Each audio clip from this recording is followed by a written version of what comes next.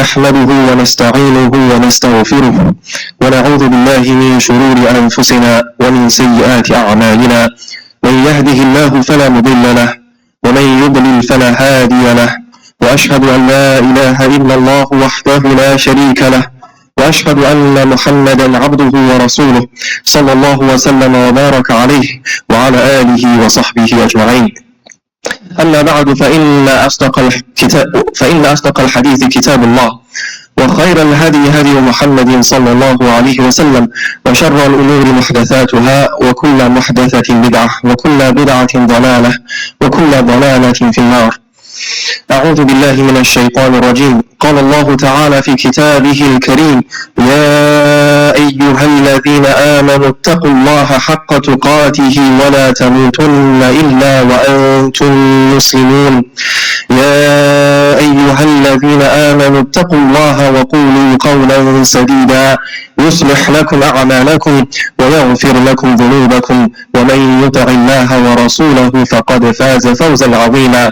يا أيها الذين آمنوا اتقوا الله وابتغوا إليه الوسيلة وجاهدوا في سبيله لعلكم تفلحون. رب اشرح لي صدري ويسر لي أمري واحلل عقدة من لساني يفقهوا قولي. اللهم آمين.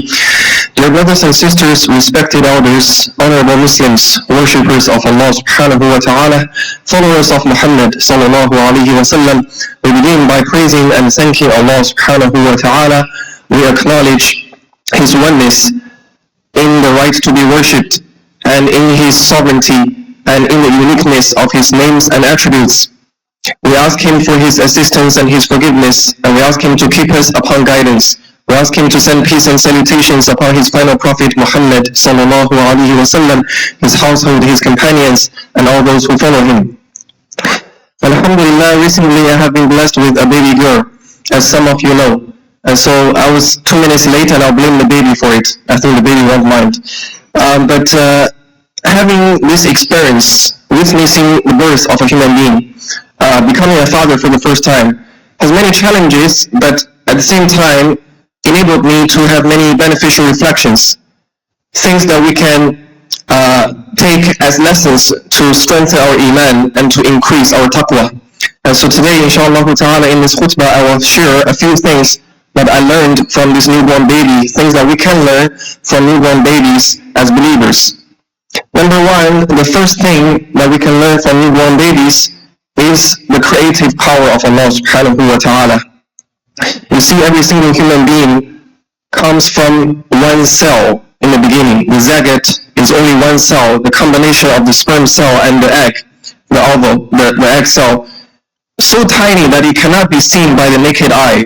Yet that one cell contains the complete, full package of all the genetic information and all the capabilities required for it to move on to cell division and differentiation, which will develop itself into different body parts, organs, systems, functionalities, a complete human being that will eventually leave traces in this world, implement actions that might impact the world. SubhanAllah, and this process, by and large, we have very little involvement in. Of course, the mother goes through a lot of physical changes and discomfort, and may Allah subhanahu wa ta'ala reward all the mothers.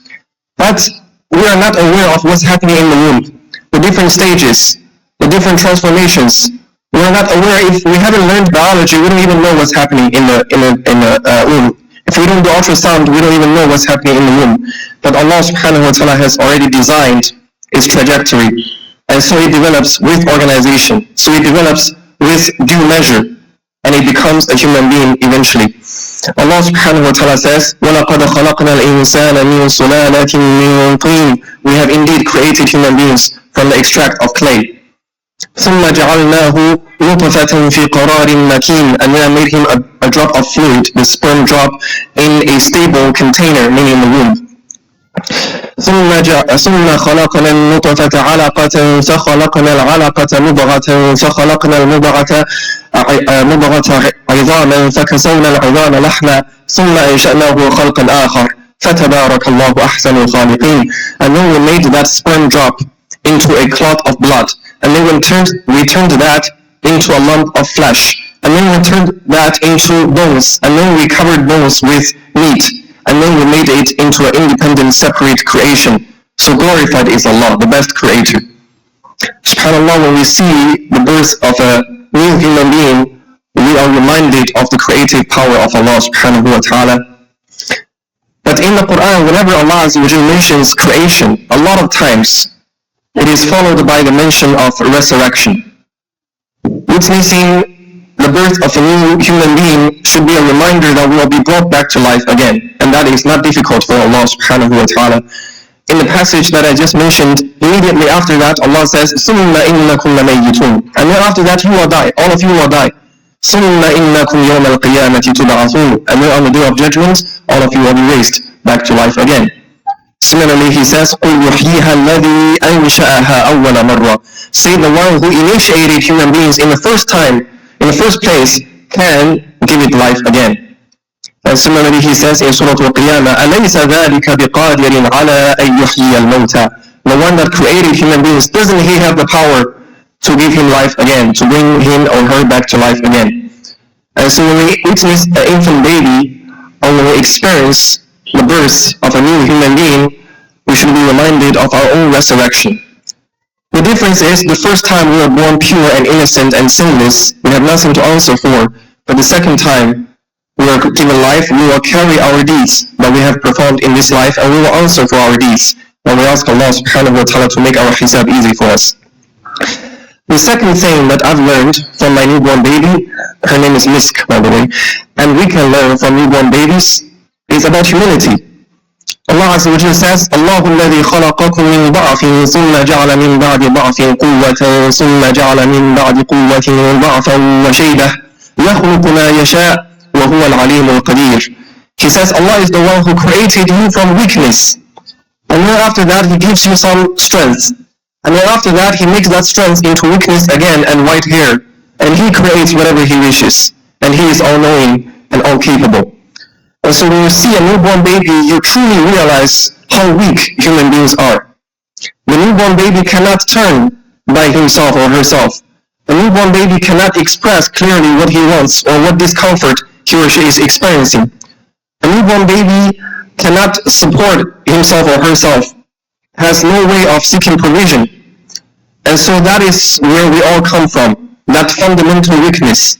That is a part of human nature and human condition. We are all weak. And Allah says, ثُمَّ جَعَلَ مِن بَعْدِ ضَعْفٍ قُوَّةٍ.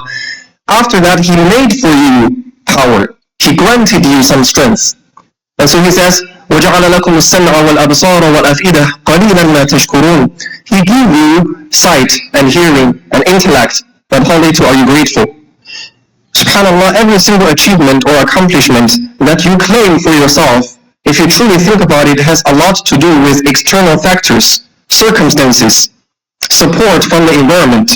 Human beings are very interdependent species.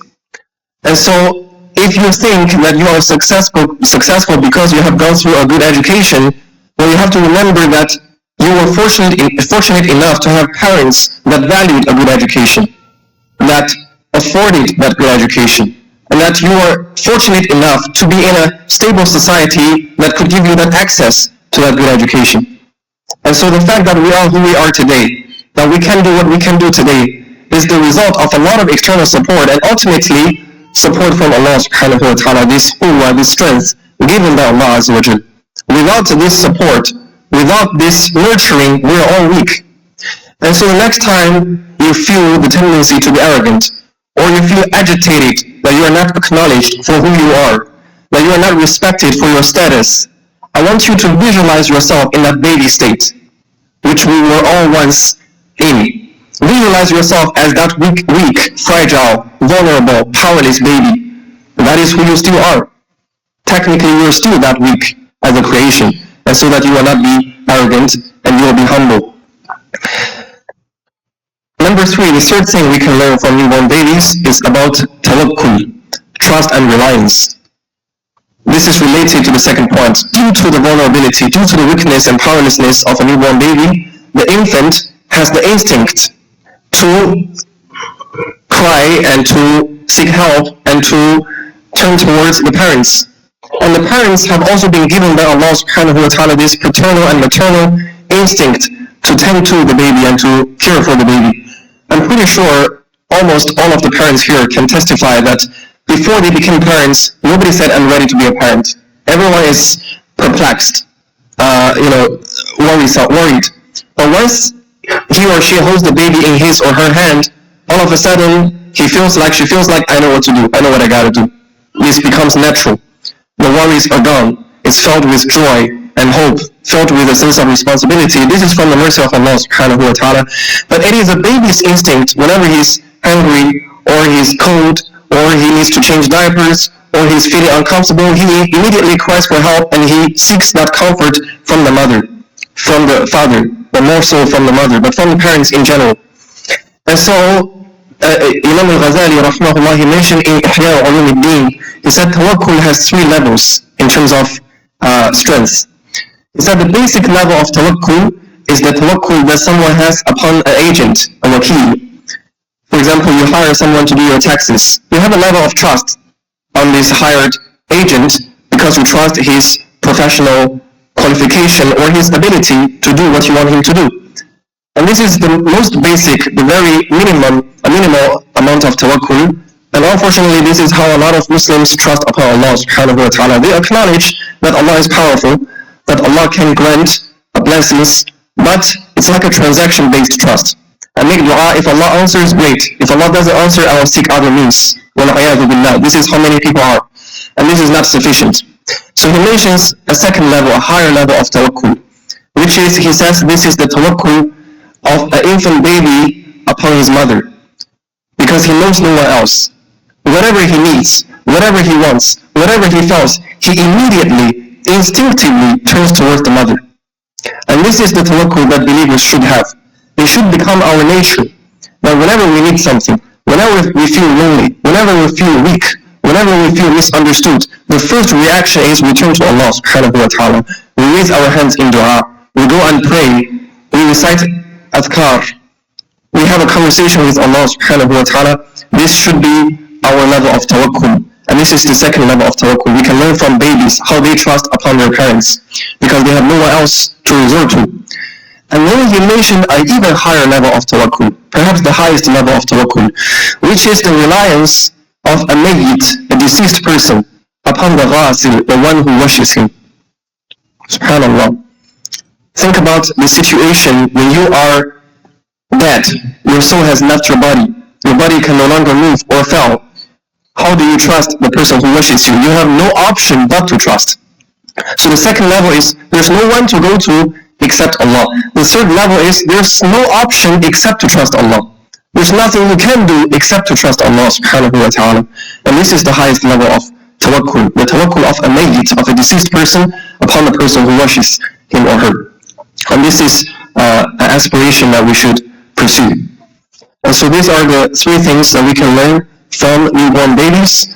And we ask Allah subhanahu wa ta'ala to give us correct understanding. We ask Allah subhanahu wa ta'ala to grant us humility, and to grant us the appreciation for His creative power, and to grant us this highest level of tawakkul. أقول قولي هذا أستغفر الله لي ولكم ولسائر المسلمين فاستغفروه إنه هو الغفور الرحيم.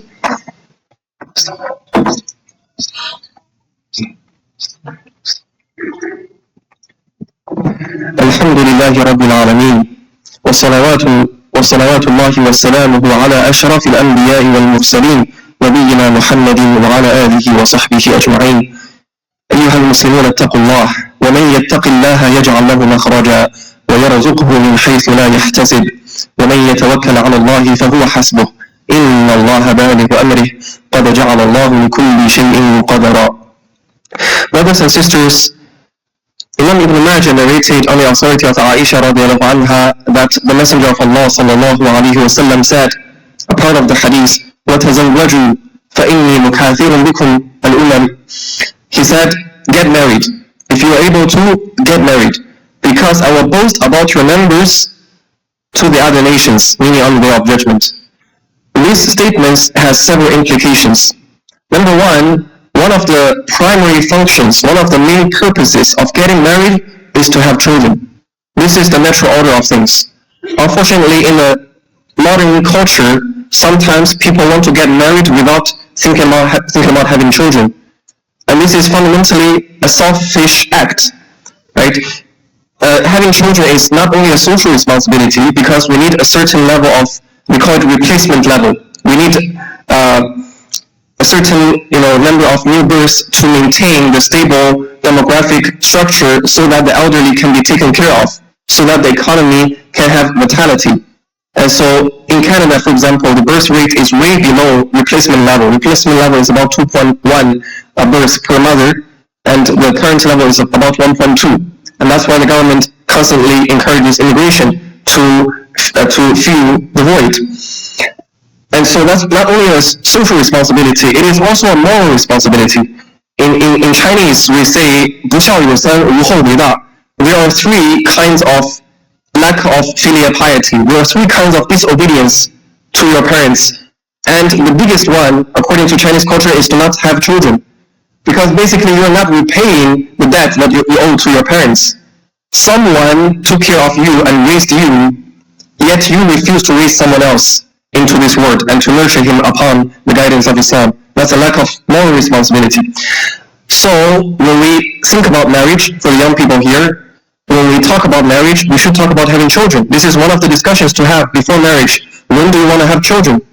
Who will take the responsibility of taking care of the children? How many children? Right? So these are the conversations we need to have before getting married, and this is something that is expected by the Sharia of Allah subhanahu wa ta'ala, that we should have children. This is the first implication. And the second implication is not only any children, but children that will become members of this ummah. So you have an educational responsibility of nurturing them upon the religion of Islam. You have to instill in them a sense of responsibility towards the ummah, a sense of connection to the ummah. You have to make them concerned with the state of the ummah, and you have to help them and enable them to contribute to the improvement and betterment of the ummah. And so when you have children, you have to see them as future members of this honorable nation. You have to see them as future leaders and pioneers that lead the cause of Islam. And you have to exert efforts in doing so. And if you do it with the intention of pleasing Allah subhanahu wa ta'ala, it is one of the best projects you can lead in this dunya. One of the most hopeful deeds that you can perform for the sake of Allah. Another implication is that if you are able to, you should have many children. More is better than less. فَإِنِّي مُكَاثِرٌ بِكُمُ الْأُمَمِ. The Messenger sallallahu alaihi wasallam said, I will be proud and happy and pleased about your numbers to the other nations. Of course, this is based on the condition that you can provide a good upbringing for the children. You don't just look at numbers without the quality. But if you can provide high quality upbringing, then more is better than less. I met a Pakistani brother in Hong Kong. He has 7 children at the time. And I was like, subhanallah, this is unheard of. I've never heard someone who has so many children in this time. So what are you talking about? The 8th one is on the way. This is not a lot. And he looks very relaxed. He looks like he's handling his life pretty well. He told me Allah subhanahu wa ta'ala is taking care of them. Allah is their Lord. I'm just facilitating a little bit. I'm just doing my part, but Allah fundamentally takes care of them. So if we have the ability, don't be frightened by the economic prospects. Don't be frightened by what people tell you about, the lack of governmental support or all of these circumstances. Rather have yaqeen and have tawakkul. Trust that if you want to raise a child for the sake of Allah, Allah will help you raise that child. And He will become an endless source of hasanat and khairat for you. As we know, one of the 3 things that will benefit you after you die is a righteous child that makes dua for you. And so if you're able to, have more children. And this is an encouragement from our Prophet sallallahu alaihi wasallam. We ask Allah subhanahu wa ta'ala to grant us righteous offspring. We ask Allah subhanahu wa ta'ala to make our spouses and our children coolness of our eyes, and to make them sources of goodness for us in this life and the next. We ask Allah subhanahu wa ta'ala to make us true believers that will earn His pleasure and that will be allowed to enter paradise on the Day of Judgment.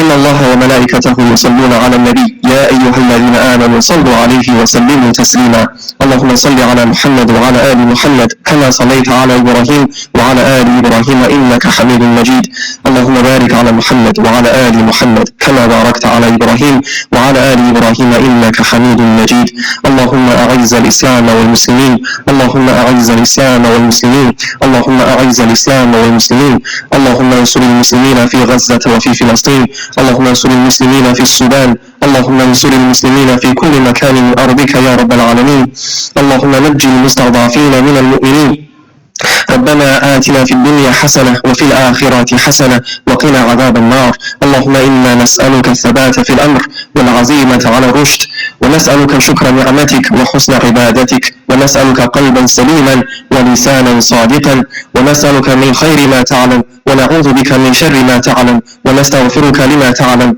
إنك أنت علام الغيوب ربنا هب لنا من أزواجنا وذرياتنا قرة أعين واجعلنا للمتقين إماما عباد الله إن الله يأمر بالعدل والإحسان وإيتاء ذي القربى وينهى عن الفحشاء والمنكر والبغي يعظكم لعلكم تذكرون فاذكروا الله يذكركم واشكروه ولا تكفروه وأقيموا الصلاة